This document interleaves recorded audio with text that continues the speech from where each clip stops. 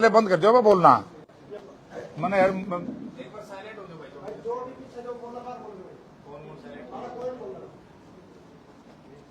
आदरणीय साथियों, कल जैसे कि मुख्यमंत्री जी यहाँ आए थे और उन्होंने कहा कि जयप्रकाश जी आओ, हम बिना टिकट आपको लेकर के चलेंगे, अयोध्या की पहली फ्लाइट यहां से जाएगी। उन्होंने क्यों किया? क्योंकि मेयर के कारपोरेशन के चुनाव से पहले मैंने एक बयान दिया था, जिस दिन हमारे कृष्ण टीटू सिंगला ने पर्चा दाखिल किया कि भारतीय जनता पार्टी 3 चुनाव से झूठ बोल रही है कि ये इंटरनेशनल एरोड्रम नहीं है। यही बात थी भाई। अगर इंटरनेशनल एरोड्रम होगा, कई साथियों ने मुझसे पूछा फिर मां झूठ बोल रहे हैं, या तो मैं इस्तीफा करूंगा या फिर भाजपा ने जनता से माफी मांगनी चाहिए कि हमने जनता के साथ धोखा करके, गलत कह करके वोट मांगे। यही बात थी कि और थी। आज उसी बात को लेकर के अब पता नहीं इनको क्या सांप सूंघ गया। कई दिन तक पहले कहते रहे जेपी इस्तीफा दे, तैयार हो। पुराना डिप्टी चीफ मिनिस्टर का भी बयान आ गया कि सांसद इस्तीफा देने के लिए तैयार हो जाए। मैंने कहा भाई उसके इंटरनेशनल एयरपोर्ट बनवा दिया हो, मगर जो कागजात मैं लेकर के आया हूं दिल्ली से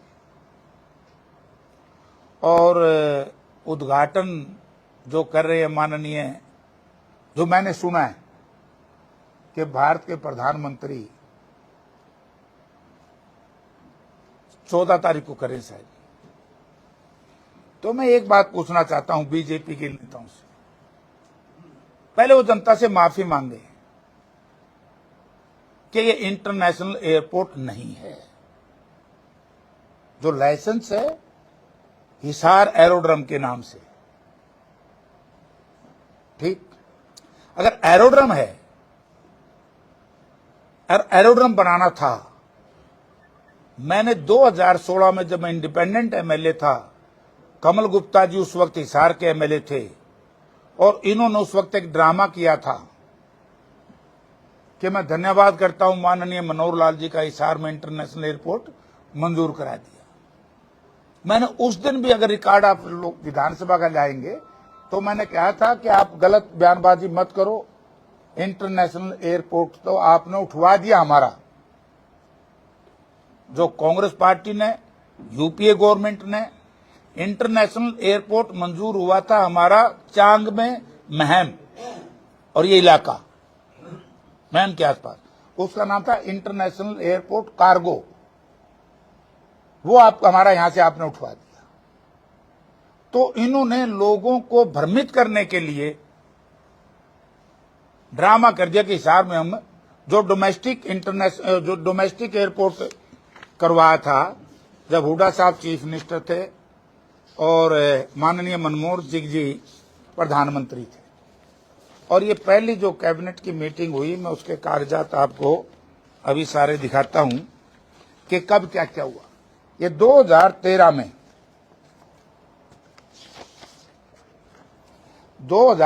में यूपीए गवर्नमेंट ने डॉक्टर मनमोहन सिंह जी की अध्यक्षता में 50 जगह से एयरपोर्ट बनवाए थे, हवाई पट्टियों के। उनमें से हिसार और करनाल थे। हिसार और करनाल का दिया है PK Chaudhary, chief secretary Haryana. इन्होंने चिट्ठी लिखी है KN Srivastava, secretary ministry civil aviation, Rajiv Gandhi Bhavan Safdarjung, जहां बैठते हैं सिविल एविएशन के सेक्रेटरी। तो उन्होंने लिखा है, I wish to draw your kind attention to the letter number such dated 25/4/2013, executive director airport authority of India intimate कि भाई हम आपको ये जमीन देने के लिए तैयार हैं, जो कैबिनेट का फैसला हुआ है। हरियाणा सरकार ने लिख दी चिट्ठी, और उस चिट्ठी में आप सोच के हैरान रहोगे कि हमने कितनी देनी थी। हमने तो कुल 200 एकड़ देनी थी। और वो क्या बनना था उस वक्त? वो बनना था एयरपोर्ट। ये लिखा फिर आगे, member planning mister S Raheja, upgradation of Hisar and Karnal airfield for developing as domestic airport. ये एयरफील्ड था। फिर मेंबर प्लानिंग की चिट्ठी मेरी नहीं है, ये भारत सरकार की चिट्ठी है। हमारा क्या बना? एयरफील्ड से डोमेस्टिक एयरपोर्ट। आज क्या लाइसेंस आया है जो मैं लड़ रहा हूं, वह एरोड्रम का। ये अंतर मैं 1 सेकंड के बाद बताऊंगा। एरोड्रम मेरे एयरपोर्ट में, ये फिर झूठ बोलेंगे क्योंकि ये तो बेर को भी अंगूर कह के बेच सकते हैं बीजेपी के लोग, लेकिन इनके अंगूर भी खट्टे हैं और बेर भी खट्टे हैं। बड़ा झूठ बोल रहा। अगर सारा मैं आपको पढ़ के सुनाऊंगा तो टाइम लगेगा। अब एक चिट्ठी, Bhupendra Singh Hooda, chief minister Haryana, right. क्या लिखा है? It is heartening to learn the government of India is laying emphasis of developing low cost airport for improved air connectivity in the country, in the country for this Ministry of Civil Aviation। ये चिट्ठी किसको लिखी? ये लिखी Chaudhary Ajit Singh, civil aviation minister, Bharat सरकार, right. अब झगड़ा इनसे हमारा क्या है? Authority of India, BP Singh, C&C, उनकी चिट्ठी आपके पास आई। अब हम क्या कह रहे हैं इनको? झगड़ा क्या है? जब हमने इसको एयरपोर्ट बनवाया, डोमेस्टिक एयरपोर्ट, और आज लाइसेंस आया एरोड्रम का। एरोड्रम और एयरपोर्ट में फर्क क्या है? ये रहा एरोड्रम की परिभाषा। एरोड्रम किसी भी स्थान पर दर्शाता है जहां विमान उड़ान भर सकते हैं और उतर सकते हैं। इसमें एक साधारण रनवे, टैक्सीवे और कुछ बुनियादी सुविधाएं होती है। नागरिक, सैन्य या निजी उपयोग के लिए हो सकता है। मतलब एक यहां फ्लाइंग क्लब जो ऑलरेडी पहले था हिसार में, आपको तो याद है, रनवे था। हमारा रनवे थोड़ा सा इन्होंने बढ़ाया। एयरपोर्ट क्या है? एयरपोर्ट एक पूर्ण विकसित हवाई अड्डा होता है जिसमें यात्रियों और मालवाहक विमानों की आवाजाही के लिए आवश्यक सभी सुविधाएं मौजूद होती है, जैसे टर्मिनल, हवाई यातायात नियंत्रण टावर, सुरक्षा जांच, कस्टम और आपातकालीन सेवाएं। अगर ये यहां है, वो भी मतलब इंटरनेशनल एयरपोर्ट तो नाम ही नहीं ले रहे। जो मैंने कहता मैं इस्तीफा दूंगा। आज बीजेपी के लोगों ने, हरियाणा प्रदेश के मुख्यमंत्री ने, इनके नेताओं ने जनता से माफी मांगनी चाहिए कि नहीं मांगनी चाहिए, मैं ये प्रश्न आपसे छोड़ रहा हूं। ये इंटरनेशनल एयरपोर्ट के नाम से वोट मांग रहे थे। जगह जगह अंतर्राष्ट्रीय हवाई अड्डा 15 किलोमीटर, अंतर्राष्ट्रीय हवाई अड्डा 10 किलोमीटर। आज कहां वो बोर्ड? कहां वो कमल गुप्ता का वायदा? कहां वो माननीय मुख्यमंत्री जी का वायदा?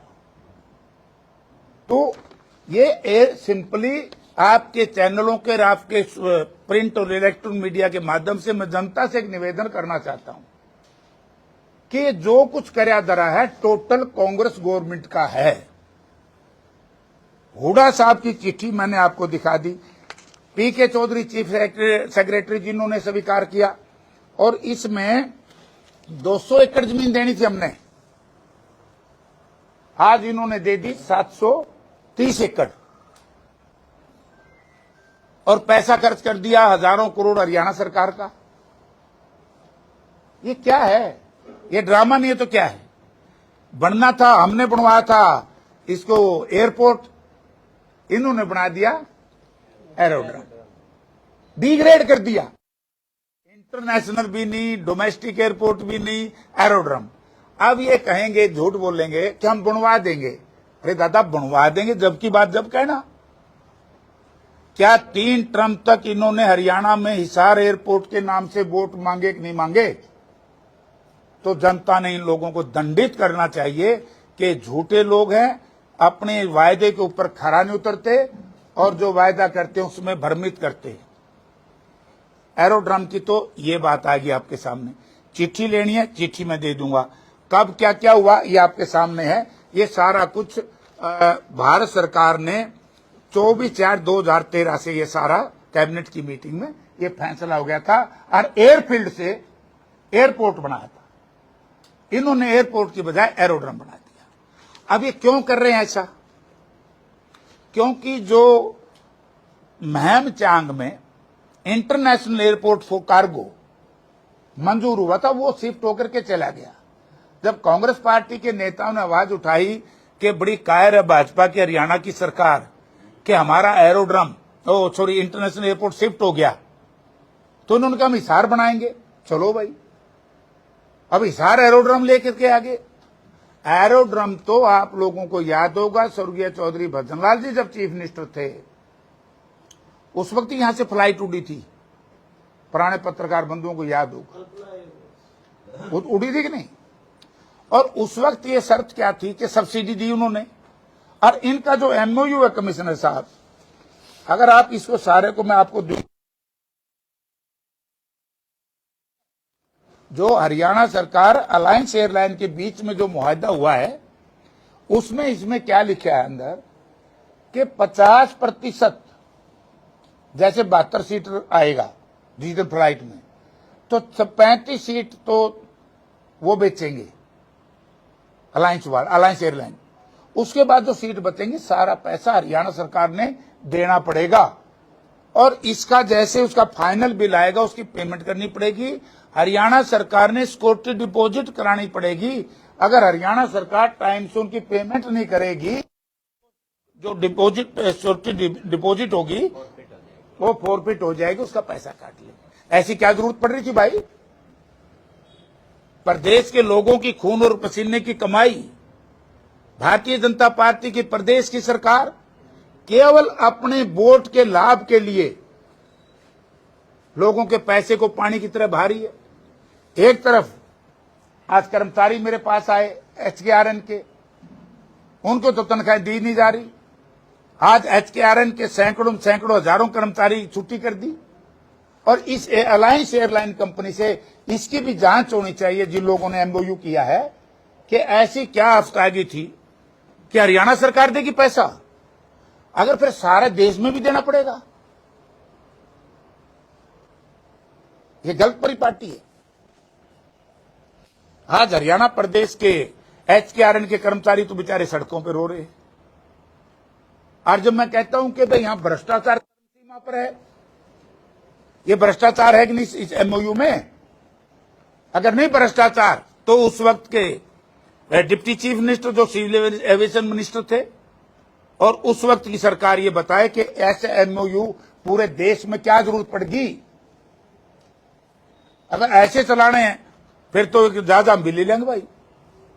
अगर सारी सीटों का पैसा हरियाणा सरकार देगी तो फिर सारे लोग ले लेंगे। ये मजाक है आप लोगों के साथ। जनता के खून और पसीने की कमाई को लुटवाया जा रहा है केवल वोट लेने के लिए। अब तीसरी बात, जब हम ये बात करेंगे इस एमओयू तो साथ होगा आप लोगों के पास। अब मुझे अब ये एयरपोर्ट ले लिया, बड़ी पीड़ा हुई होगी, कईयों के पेट में दर्द होता है। जेपी का नाम आता है ना जी, और बीजेपी के लोगों को बहुत गड़बड़ हो जाती है। अब इसका चेयरमैन, एरोड्रोम का चेयरमैन जयप्रकाश, मेरे पास जो अभी आया है सारा, मैं मेल मूल का नहीं पढ़ नहीं जानता, मैं देसी सा आदमी हूं। बोला जी आपका दफ्तर तैयार होने लग रहा है, आप कब निरीक्षण करोगे? मैं 17 तारीख को करूंगा, क्योंकि वहां बहुत सी खामियां हैं। अब उधर ये तो इसमें तो अगर कोई प्रश्न आपने पूछना मुझसे पूछ लो। 2013 का जो एयरपोर्ट था उसको डिग्रेड कर दिया, उसका एक निचला सतर कर दिया। बनना इंटरनेशनल एयरपोर्ट था। हाँ, एक बात, मैं इंटरनेशनल एयरपोर्ट बनाओ, मैं स्वागत करूंगा। मैं नहीं, हमारी सारी पार्टी स्वागत करेगी। हमारे शहर की तरक्की होगी, हरियाणा की तरक्की होगी। इंटरनेशनल एयरपोर्ट बनाओ। हम इस लड़ाई में बीजेपी के साथ, हिसार शहर के कांग्रेस के लोग, अगर ये ड्रामा करके वोट लेना चाहते हैं, मेरा विरोध। इंटरनेशनल एयरपोर्ट बनता तो हमारे यहाँ होटल चलते, हमारे यहाँ ट्रांसपोर्टेशन का काम चलता, हमारे यहाँ और बहुत से बिजनेस को दुकान बनाता, चाय की को, फल की को, कुछ व्यापार बढ़ता। इस एरोड्रम में क्या मिलेगा? हाँ, एक चीज मिल गई, लोगों की बड़ी महंगी जमीन थी, वो इक्विजेशन का ड्रामा दिखा करके, एक्वायर करने का ड्रामा दिखा करके सस्ती कर दी, और फिर सस्ती लेकर के फिर जो हो यहां तो इंटरनेशनल एयरपोर्ट मंजूर हो गया, फिर वो महंगी बेच दी। लोगों ने सोचा भाई बहुत बड़ी चीज, अच्छी चीज थी, हम स्वागत करते अगर इंटरनेशनल एयरपोर्ट। कई भाई कहते हैं कि जयप्रकाश हिसार में एयरपोर्ट बनने पर राजी नहीं हूं। मैं आपके माध्यम से उन भारतीय जनता पार्टी के नेताओं को कहना चाहता हूं, इंटरनेशनल एयरपोर्ट बनता तो मैं और मेरे साथी तय दिल से प्रधानमंत्री का स्वागत करते, हमें खुशी होती। आज क्या स्वागत करूं? आज तो जो कांग्रेस गवर्नमेंट ने बनाया था 2013 में एयरफील्ड से एयरपोर्ट, आज एयरपोर्ट से बना दिया एरोड्रम। तो एरोड्रम के लिए किस बात का स्वागत भाई? बल्कि 32 गांव ऐसे हैं जो इसका विरोध करेंगे। ये रास्ता 200 एकड़ जमीन हम देते, इसमें कहीं देखिए एक बार 200 एकड़ का है, इसमें कितनी कितनी जमीन देनी थी ये निकाल देंगे। अब मैं बताता हूं, अगर 200 एकड़ जमीन देते हम, 120 पहले थी, 320 के आसपास बनना था एयरपोर्ट, एरोड्रम में 730 एकड़ क्यों दी भाई? इसका मतलब ये समझो, हिसार के लोगों, हरियाणा के लोगों, ये आपका इतना बड़ा बैंक लैंड जो इंटरनेशनल एयरपोर्ट के पास भी कहीं नहीं है पूरे भारत में, 500 से ऊपर कहीं जमीन नहीं है। हमारी 730 एकड़ जमीन ले ली, हजारों करोड़ रुपया खर्च करवा दिया, और फिर भी एरोड्रम मिला हमें।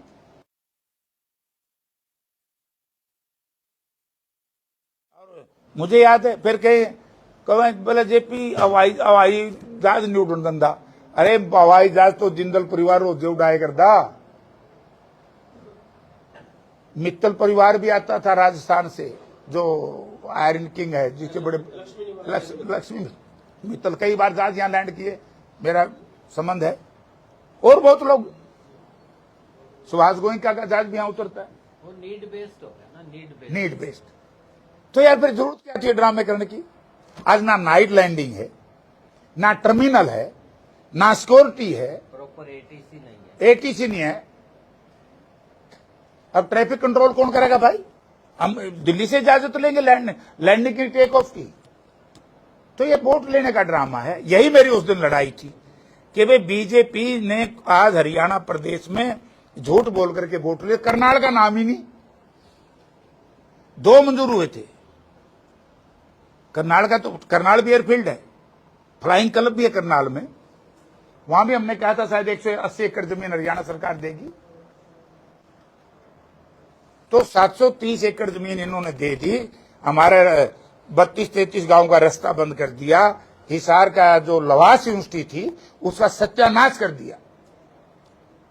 एक सेक्टर कटना था उड्डा का, गरीब लोगों को मकान प्लॉट मिलने थे, उसका सत्यानाश कर दिया और पैसा लूटा। मैं पहली मेरी मांग है कि इसकी जांच होनी चाहिए। तो एयरपोर्ट कांग्रेस के राज में था, एरोड्रम क्यों बना? और एरोड्रम के लिए अगर देश में कहीं इतनी जमीन एक्वायर कर रखी हो तो हमें फिटे मुंह कहती।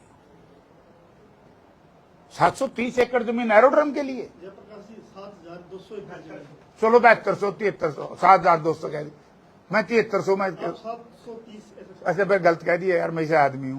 तो आपका धन्यवाद, दुरुस्त कर दी। 300 मांगी। या ले ये रही भाई, हिसार एयरपोर्ट के लिए डीपी सिंह जो इसके कार्यपालक निदेशक हैं, एग्जीक्यूटिव डायरेक्टर, 300 एकड़ मांगी थी।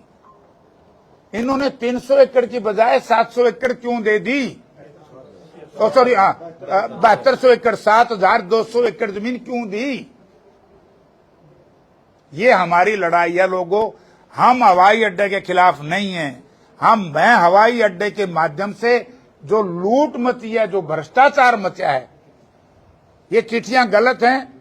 तो भारतीय जनता पार्टी के लोगों को मेरी खुली चुनौती, हम बैठ जाएंगे कांग्रेस के सभी नेता, और वो बैठ जाओ, चंडीगढ़ बैठ जाओ, यहां बैठ जाओ, दिल्ली बैठ जाओ, जितनी ऊंची जगह पे बैठेंगे उतने ऊंचे सत्र के नेता आते रहेंगे, और आमने सामने बैठ के चर्चा करो अगर हमारी बात गलत है जनता से हम माफी मांगेंगे, वरना जनता ने इन लोगों को दंडित करना चाहिए कि अपने स्वार्थ के लिए, व्यक्तिगत स्वार्थ के लिए भी, निजी स्वार्थ के लिए भी और वोट के लिए भी बेईमानी की है। क्या कारण समझते हैं सर, क्यों इतनी ज्यादा हजारों एकड़ क्यों दे दिए? भ्रष्टाचार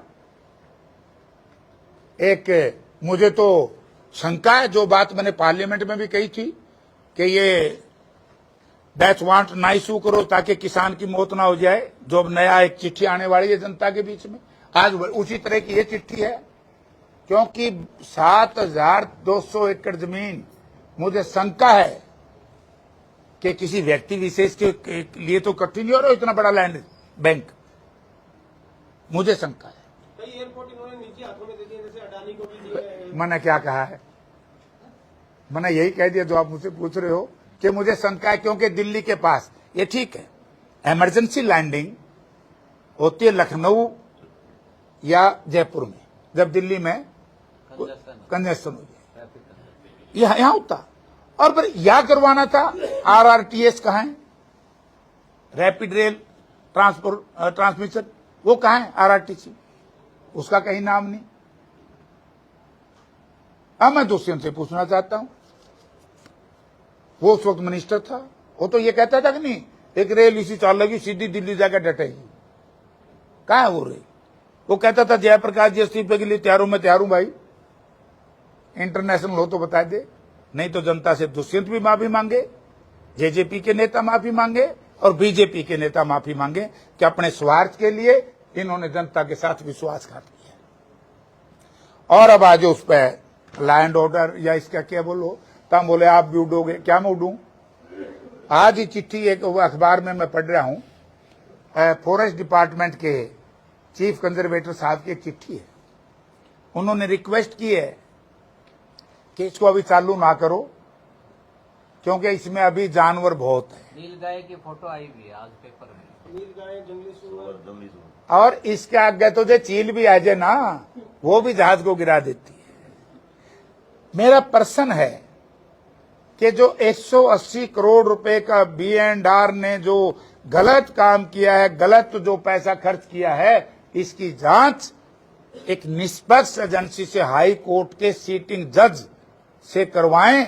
और उसमें, या मैं मुख्यमंत्री जी से अनुरोध करूंगा, मुख्यमंत्री जी जो ये बात कल कह रहे थे कि बार बार, मेरे ख्याल 20 बार नाम लिया हुआ जेपी हैं, मैं मुख्यमंत्री जी एक बात कहता हूं, आप अपनी पहले B&R डिपार्टमेंट में जो अनियमितताएं हुई हैं इसकी जांच कराओ, रनवे की भी, क्योंकि अभी मेरे पास एक शिकायत हो रहेगी,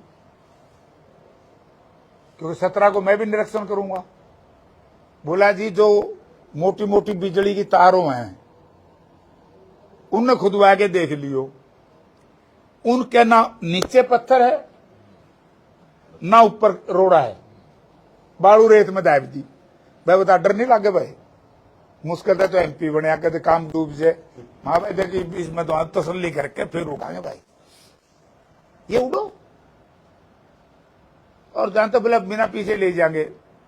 MP को तो, जयप्रकाश को तो हिसार पार्लियामेंट क्षेत्र की जनता ने मुझे 10 महीने पहले टिकट दे दी थी इन जहाजों में उड़ने की। मुख्यमंत्री जी मेरी चिंता ना करो, चिंता उन जनप्रतिनिधियों के भी नाम होने चाहिए थे, हमारी पार्टी के जो विधायक हैं उनके बारे में क्यों नहीं किया, हम आपको भी लेके जाएंगे।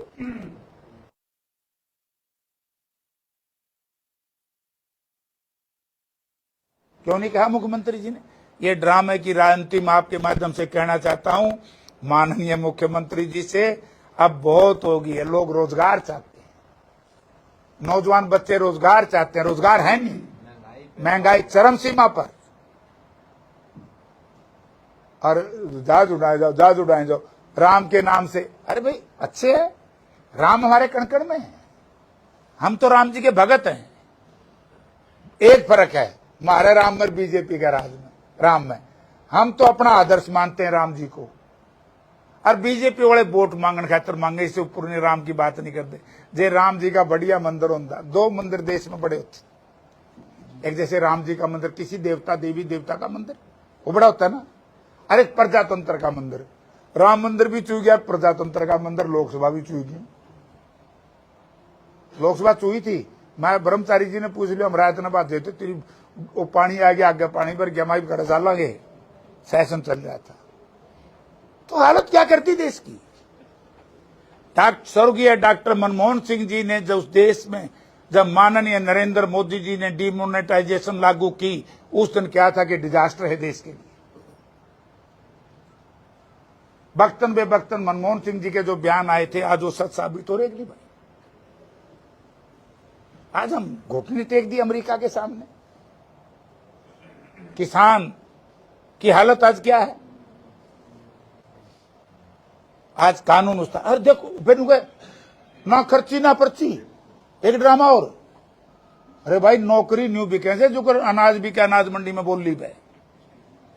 और मुझे तो एक और बात सुनी, एक कोई आदमी है, इसका नाम तो मैं भूल गया, फरीदाबाद का, आपने कुछ भी काम कराना हो उसमें उसकी सेवा करो, जाओ उसके पास जाओ, आपके सारे काम होंगे। ना वो कर्मचारी है, ना वो अधिकारी है, ना कोई जनप्रतिनिधि है, कोई है। कमाल हो गया, भ्रष्टाचार इतनी बुरी तरीके से। और फिर वो भ्रष्ट पार्टी के लोग, वो भ्रष्टाचारियों की सरकार है कि हमारी सरकार में ईमानदारी है। हमारे नेताओं की संपत्ति की जांच हो 1 मिनट में, कोई बात नहीं, स्वागत है, करो। लेकिन उन लोगों की भी संपत्ति की जांच करनी पड़ेगी जिन्होंने बड़ी बड़ी अट्टालिकाएं बनाई है। तब हमने भी सुना होगा को गोट बतावा है, तमाशा बन रखा। सीएलयू बेचे जा रहे हैं, नौकरियां बेची जा रही हैं, बदलियां बेची जा रही हैं, और उसके बाद फिर ये कहें कि हमारा सुशासन जो कुशासन हो गया भाई। आज इसलिए हम आपके बीच में आए हैं कि किसी भाई ने कोई प्रश्न पूछना है। आज था मेन तो एरोड्रम का, और महंगाई, भ्रष्टाचार, बेरोजगारी, और जो HKRN के कर्मचारी हटा दिए, या तो यार तुम भी मानोगे तो दया का सवाल है, नहीं हटाना चाहिए था। नहीं फिर ये जॉब सिक्योरिटी एक्ट क्यों बनाया, ये बनाया होगा। फिर ये मारलिया के भी गल है, क्योंकि ये भी राजी थे इस कानून में। अच्छा है भाई, हमारे विधायक ने भी कह दिया अच्छा है बनाओ। ये कानून को मानने वाली नहीं है। अगर ये कानून को मानने वाली सरकार होती बीजेपी की, तो सबसे पहले SYL नहर की खुदाई कराते, जो सुप्रीम कोर्ट ने कह दिया था प्रेसिडेंशियल रेफरेंस के बाद। जब प्रेसिडेंशियल रेफरेंस आया, हरियाणा की जीत हुई, और ये क्या कि SYL नहर खुदा, वो क्यों खुदान दे। ये बिल बहुत लेके आवे हैं, तो ये बिल क्यों नहीं लेके आंदे भाई, इन बिलों पर क्यों नहीं विश्वास करते। तो ड्रामा करते, हर चीज में पॉलिटिक्स करते हैं साथियों। अब आपने कोई प्रश्न पूछना हमारे से पूछ लो, हम सब बैठे आपके बीच में। सर, भाजपा और सांसद जयप्रकाश एयरपोर्ट खेलते नजर आ रहे हैं, लेकिन जनता के मुद्दों की बात करें तो अभी 10 महीने हो चुके हैं, जनता ने आपको चुना है, तो क्या कार्य किए गए उन पर भी थोड़ा प्रकाश अब डाल दूंगा। सबसे पहले मैंने नौजवानों के रोजगार की आवाज उठाई पार्लियामेंट में। मेरा यूट्यूब पे आप निकालो। मैंने कहा कि हमारे नौजवान बच्चे, डोली डाबड़ी समझो ना हमारी भाषा, जमीन बेच करके डोंकी के माध्यम से विदेशों में जा रहे हैं। सरकार कह रही हमने इतने रोजगार दिए, हरियाणा सरकार। अगर रोजगार होता तो बच्चे विदेशों में क्यों जाते। हमने क्या कि कौशल रोजगार निगम में रिजर्वेशन दो, SC की, ST की, BC की कोई रिजर्वेशन नहीं है। स्पोर्ट्स पर्सन की, एक्स सर्विसमैन की कोई रिजर्वेशन नहीं है। मैंने कहा कि जो कांग्रेस पार्टी ने, UPA सरकार ने, हम मनरेगा लागू की थी, मनरेगा का कानून UPA का है, डॉक्टर मनमोहन सिंह का है, कांग्रेस पार्टी का है। मित्रों, ये बीजेपी का नहीं। बीजेपी अच्छा काम नहीं करेगी, हमारे किए हुए कार्यों के ऊपर ही चलती है। हमने कहा मनरेगा का बजट ना कम करो। इस बजट, पहले बजट पिछले में कम किया, और 17,000 करोड़ गरीब आदमी को तो मार दिया इन्होंने। मैंने सवाल उठाया था 6,000 जो प्रधानमंत्री निधि, किसान निधि है ना, 6,000 रुपये साल के। मां प्रधानमंत्री जी 6,000 साल के आपने दे दिया, तिमाही 2,000, और डीजल के दाम 2004 में कांग्रेस की गवर्नमेंट थी, डीजल 21 रुपए कुछ पैसे था और क्रूड था 110। आज डीजल 100, क्रूड 60। 8 लाख करोड़ रुपए के आसपास इस सरकार ने डीजल से कमाया। ये लड़ाई आप लोगों ने मुझे पार्लियामेंट में भेजा भैया। कानून व्यवस्था के बारे में मैं बोल रहा हूं। SYL नहर की खुदाई के लिए मैंने कहा है। मैंने किसान के बीज के, किसान के खाद में जो पेस्टिसाइड दवाई के लिए इतनी महंगाई है किसान खेती की, MSP को कानून की गारंटी दे, महंगाई कम करो। बोल रहा हूं कि नहीं बोल रहा? नहीं, मेरा पर्चा कर लिया। यही ड्यूटी होगी। दूसरी मेरी ड्यूटी आपने लगाई थी कि MP लेड के 5 करोड़ रुपए मिलते हैं। 31 मार्च हो चुके हैं, 1 पैसा आपका बच रहा हो मुझे फिर से बता दे। पहले MPओं के 2 टर्म के MPओं के पैसे बचते थे, आज 1 पैसा नहीं। तीसरा मेरी ड्यूटी थी कि सरकार गलत काम करे तो आवाज उठाओ। अब सरकार ने गलत काम किया। हमारा जो डोमेस्टिक एयरपोर्ट UPA सरकार में माननीय चौधरी भूपेंद्र सिंह हुड्डा या मुख्यमंत्री थे, उनकी मेहनत से डोमेस्टिक एयरपोर्ट बना था, इसका एरोड्रम बनवा दिया। मतलब तड़े लिया बनाने चाले थे इंटरनेशनल एयरपोर्ट, आगे एरोड्रम पे। तो ये आवाज मैं उठा रहा हूं कि नहीं उठा रहा हूं? अब बीजेपी के लोग, कई साथी कहते हैं जेपी हवाई अड्डा नहीं बना। हवाई अड्डा बनाना चाहता हूं, लेकिन मैं उस पे इंटरनेशनल एयरपोर्ट के नाम से जो बात की थी वो करो, मैं स्वागत करता हूं। और बोलो। सांसद जी, आप अभी SYL की बात कर रहे हैं। SYL कभी भी नहीं बन पाई है, चाहे पहले NDA सरकार थी, उस टाइम अकाली दल बादल की सरकार थी, प्रकाश सिंह बादल मुख्यमंत्री थे और अटल बिहारी वाजपेयी प्रधानमंत्री। उसके बाद आपकी पार्टी का शासन आया, मनमोहन सिंह प्रधानमंत्री बने और कैप्टन अमरिंदर सिंह मुख्यमंत्री बने। इसी तरह फिर दोबारा जब मोदी प्रधानमंत्री बने तो प्रकाश सिंह बादल मुख्यमंत्री। तो SYL ऐसा यक्षपक्षिण क्यों बन गया? कोई भी दल समान में होते हैं केंद्र में और प्रदेश में, फिर भी नहीं बन पाती है। कांग्रेस पार्टी ने तो इसको खुदा था। आदरणीय स्वर्गीय श्रीमती इंदिरा गांधी जी, ये उस वक्त ब्यूरोक्रेट्स थे, इनको पता है कि कर्पूरी से खोद के लेके शुरुआत हुई थी, लेकिन इन नकम्मों ने नहीं खोदन दी। आरजे को कमी रही, हमने सजा दे तो दिया, हम जमा मारोगे। ये तो बीजेपी वाला ने कहो। प्रजातंत्र में जब किसी पार्टी का राज आप हटा देते हो, दूसरी पार्टी का राज ले आते हो, ये तो सजा है। अब तो सजा बीजेपी को देनी चाहिए ना लोगों ने। पब्लिक का एक सवाल और है प्रकाश जी, बताया। अभी ताजे टोलों के रेट बढ़ चुके हैं।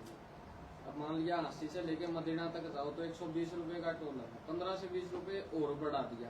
रेट घटने चाहिए थे क्योंकि रोड के ऊपर कंस्ट्रक्शन लगी थी, अब वो रेट बढ़ते जा रही हैं। क्या 80 से लेके मदीना तक मात्र 60 किलोमीटर की दूरी के अंदर 120 रुपए की गाड़ी रोड चाट करती है? मैं इस तभी ऊपर एक बात कहूँ, हमने इससे भी ज्यादा बरवाड़ा की तरफ से आप आओगे, इनकी सड़क पे तो आप 10 से 12 किलोमीटर चालो हो और टोल 100 रुपये। वो कैसे एक हुआ होता है, अंधेर नगरी चौपट राजा, मार दिए ने। तो यही तो लड़ाई अब हम कांग्रेस के लोग। हरियाणा में टोल सबसे महंगे है। मैं MP गया हूँ, गुजरात के अंदर तो बहुत सारे टोल ही बंद हो चुके हैं। MP के अंदर भाई गुजरात के तो 2 बड़े नेता हैं, इब हम के रथ हम बनाए तो इसे न दो, बस सारे दिन है क्या करूं। एक बात, रचनात्मक काम करके दिखाओ, इंटरनेशनल एयरपोर्ट हिसार बनाओ, हम स्वागत करेंगे। आप जो हमारी SYL नहर का काम पेंडिंग है उसको खुदवाओ। आप हमारा लखवार व्यासी डैम जो कांग्रेस पार्टी ने हजारों करोड़ रुपए उस पर खर्च किए थे, उसकी खुदाई का, उसका निर्माण का कार्य शुरू कराओ ताकि हमारे सूखे खेतों को पानी मिले।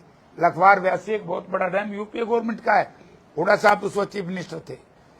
तो मैं एक बात कहता हूं, बार बार कह रहे हैं 10 साल, कांग्रेस के 10 साल और इनके 11 साल की तुलना कर लो, और इस हार में कर लो तो देखने भी गए। कैमरी रोड पर जो पब्लिक है वो किसने बनाया था? किसने बनाया था? वो हमने बनाया था नहीं। सूर्य नगर में किसने बनाया था? ना इसमें आजाद नगर में हमने बना। अरे तुमने तो काक्यो एक पुस्टिंग स्टेशन भी नहीं बनाया।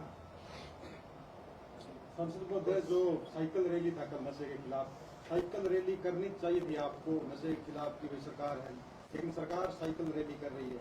मैं नशे के खिलाफ अभियान का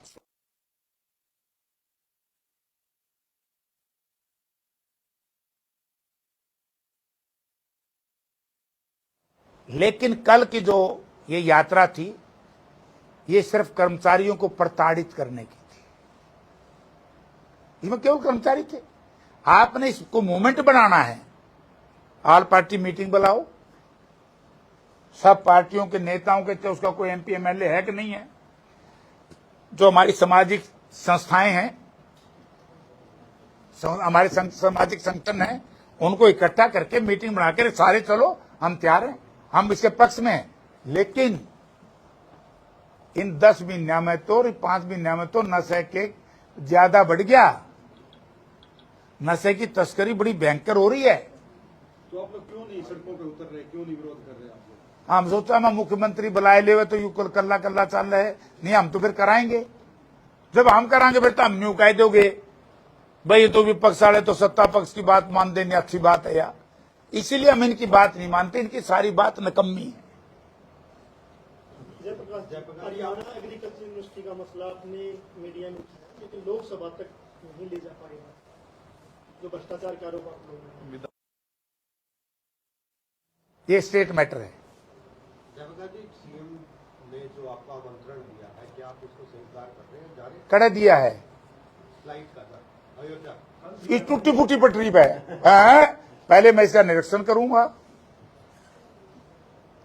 आज भी क्योंकि फॉरेस्ट डिपार्टमेंट ने ये लिखा है कि भाई अभी हम इस पे अलाउ नहीं करते, लिखा है कि नहीं लिखा भाई? चलो आप बता दो भाई जी। दैनिक जागरण पढ़े बना चढ़ गए, मैं लिखा है ना पुनर्विचार करो। फिर नहीं होता मैं मन खातर क्यों जाऊं मैं कि मेरा कोक चोक हो जाए। तो निरीक्षण तो आपको पहले करना चाहिए, मोदी के आने से पहले। मेल तो ईब आई है, इब्बे जुड़ जू जाके जाऊंगा, देखूंगा, शिकायतें आएंगी, मीटिंग लूंगा। अभी आई है 2 शिकायत, मैंने बताया ना कि जो बिजली के तार खींचे हैं उनमें बाड़ू है। आपको लग रहा है निरीक्षण करने देंगे आपको? कौन रोकेगा? मैं तारा एमपी हूं, जनता ने बनाया हूं, नहीं करने देंगे फिर तारा दरबार में आ जाऊंगा। भाई मैं अच्छा काम करूं, मैंने करने को दे, लड़ता नहीं हूं मैं। मुझे वहां से दबा देंगे, हटा देंगे, मैं इनकी तरह जिद नहीं करता, मैं जनता के बीच में आ जाऊंगा। एयरपोर्ट को इंटरनेशनल बनाने का मुद्दा आप संसद में उठाएंगे? पक्का, और बनवा के रहूंगा, अब बनवाऊंगा। जे मैं पहला रोड़ा कर दूंगा तो फिर ठीक नहीं था ना, ये मैं बनवाऊंगा। जेपीजी सिक्योरिटी की बात आ रही है, क्या कंजक्शन में दिक्कत नहीं आएगी? ट्रैफिक कंजक्शन की बात आती है, एटीएस नहीं है, कहीं भी जिक्र नहीं। मैं यही बोला है, air traffic control, air traffic ATS की हमने बात करी है नहीं। तो कंजेशन क्या होगी? जब तक हमें दिल्ली से इजाजत नहीं मिलेगी लैंडिंग और टेक ऑफ की, तो हम कैसे उड़ेंगे? आपने टाइम दे दिया 12:50 का, और एयर ट्रैफिक में कंजेशन है, आपको रूट नहीं मिल रहा है, तो कहां उड़ोगे? उनसे पूछना पड़ेगा ना, दिल्ली वालों से। नाइट लैंडिंग भी नहीं है। आपकी सूचना के अनुसार रात को उतर चढ़ नहीं सकते यहां। ये तो फिर अगर यही चीज थी, 300 एकड़ में कांग्रेस डोमेस्टिक बनावे थी, इन्हें 7,200 दे दी, 5 गांव का रास्ता, 32 गांव का रास्ता बंद कर दिया, फिर सड़क क्यों पाड़ी? इसका जवाब भी बीजेपी ने देना पड़ेगा। इस बात को लेकर के हम सब साथी गांव गांव जाएंगे। इनका भ्रष्टाचार, कानून व्यवस्था का तो आपने पता लग ही गया।